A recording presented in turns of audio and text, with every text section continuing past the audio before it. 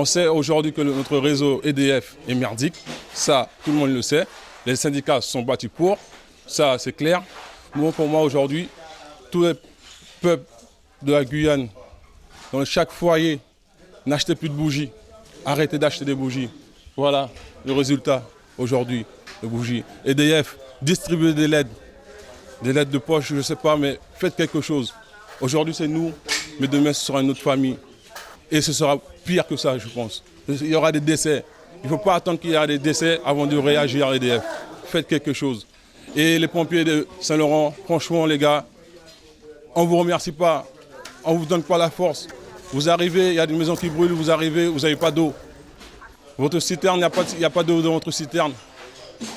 Les bouches d'incendie, vous ne savez même pas où ça se trouve. C'est quoi cette histoire? Où va-t-on? Le temps est toujours trop long quand on a ces biens qui sont en train de brûler. C'est quelque chose qu'on comprend évidemment parfaitement.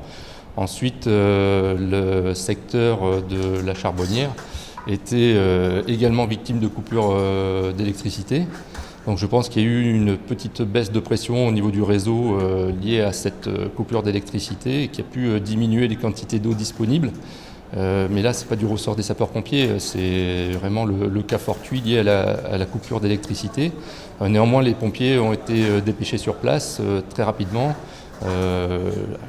Là encore, le temps paraît long, mais il y a des délais incompressibles qui sont les délais de mise en œuvre des engins, le délai d'acheminement des engins sur place.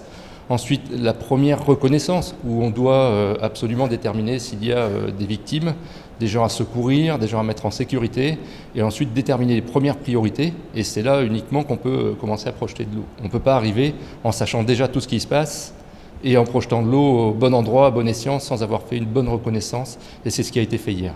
De 17h jusqu'à 3h du matin, c'est impossible, c'est invivable. Les factures, ça grimpe et puis ça ne suit pas, quoi. Et il n'y a même pas de courant. Depuis ce matin, il n'y a pas de courant. Pas ici, dans les autres maisons, mais il n'y en a pas. Et ça fait chaud au cœur de perdre comme ça. On a tout perdu à cause de qui? EDF. Les syndicats, ils avaient lancé. Je ne suis pas EDF, moi, mais je suis un peu remonté. Très, très remonté. Heureusement qu'il n'y a pas des petites soeurs, des petits frères ou la mater qui est partie. Mais bon, Dieu est grand.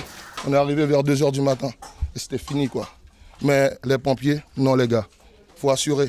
Ne demandez pas de pompiers volontaires. Parce que vous n'avez... Non, c'est bon.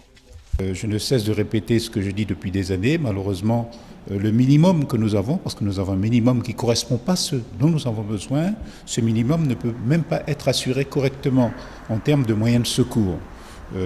Donc nous avons souhaité, bien entendu, que cette crise n'ait pas à être reproduite d'ici quelque temps et que cette fois-ci, qu'il y ait de véritables moyens, c'est-à-dire un prépositionnement depuis maintenant des moyens de secours, des groupes que l'on achemine actuellement à Saint-Laurent, il faut qu'ils restent à Saint-Laurent, il faut qu'ils restent à l'ouest pour éviter d'avoir des délais et éviter d'avoir les problèmes que nous connaissons actuellement.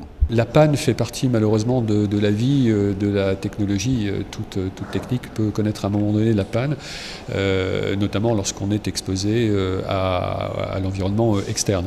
Je ne sais pas quel est le sujet du jour, mais en tout cas ce que je sais, c'est qu'on a besoin d'une politique de maintenance qui soit évidemment extrêmement proactive, et on a besoin de travailler sur des schémas de secours pour alimenter les réseaux qui peuvent à un moment donné connaître une défaillance. Donc nos équipes se mobilisent beaucoup sur la mise en place de schémas de secours. Aujourd'hui, sur le cas précis de Saint-Laurent, ils sont mis en œuvre, peut-être insuffisamment en termes d'ampleur. C'est pour ça qu'on est en train de travailler sur l'arrivée de groupes électrogènes supplémentaires, mais on est totalement mobilisé sur le sujet. Et évidemment, je profite de l'occasion pour présenter mes excuses ou les excuses de l'entreprise à l'ensemble de nos clients qui ont été concernés par cette coupure.